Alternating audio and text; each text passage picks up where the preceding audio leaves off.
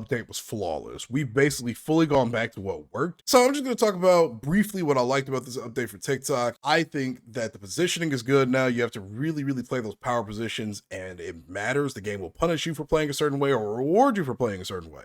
I have had zero performance issues. I haven't had any lag, packet loss, any of those consistent issues that we've had with every single Call of Duty update over the last few years. I even booted up the game and immediately got in. No update requires restart, no nothing. It just started immediately. Audio is really good, surprisingly. Lighting is phenomenal. You can see people in most places. I've seen a couple of dark corners where somebody hiding was basically like kind of impossible to see, I'm not gonna lie, but for the most part, all the lighting feels great on the map. All weapons feel great because of the current CTK, which I do think could be a kind of fast given the current situation with armor plates and stuff, but we'll talk about that in a second. I haven't noticed a certain weapon just stand out among other weapons. All of them feel phenomenal. I enjoy the Graw too. I'm happy the Graw is back. The Kilo feels amazing. The AMX feels amazing.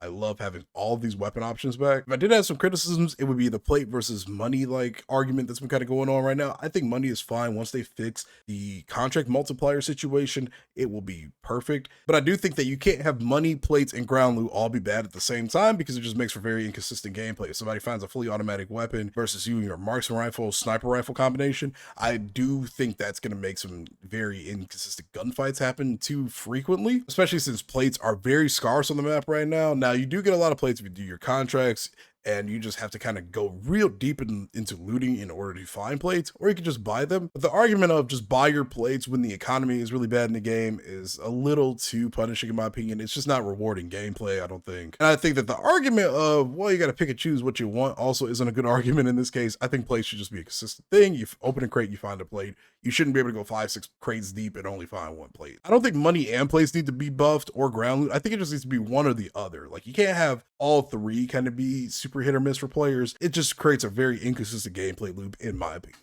I've run into an unbelievable number of rooftop campers, so we are definitely back in those Warzone 1 days. But again, it goes to show how important positioning is right now. I do think that I see the argument as to why people want zip lines back on the buildings and stuff to get some people out of these current power positions that can only be reached by climbing giant staircases. But I'm glad balloons are gone. I'm glad redeploy flares are gone. I'm glad gulag tokens are gone. All of that needed to go. It just created very cheesy gameplay in the literal battle royale map. The circles have been weird, but the final circles themselves haven't been too bad, so I don't really have much to talk about with that, honestly. And I've had zero performance issues. I booted this game up and it ran flawlessly. This should be the industry standard for us, obviously, but compared to what we've had over the last 3 years, this is definitely the best Warzone update, arguably one of the best COD